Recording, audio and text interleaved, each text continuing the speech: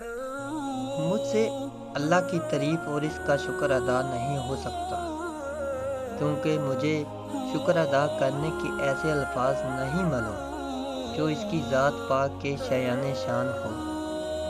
جسم کا ہر بال اس کی عطا ہے اور اس کی ہر عطا پر شکر ادا ہونا چاہیے۔ اسی لیے بالوں کی تعداد میں شکر کیسے ادا ہو سکتا ہے؟ جس خدا نے انسان کو عدم سے وجود بخشا وہ واقعی قابل تعریف ہے۔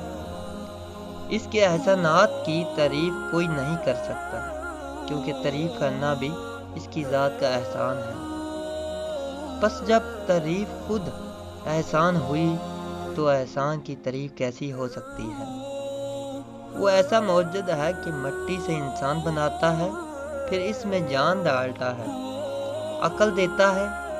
ایک قطرہ منی انسان بننے تک جتنے مراحل سے گزارتا ہے، باپ کی پشت سے لے کر بڑھاپے تک دیکھتے چلے جاؤ۔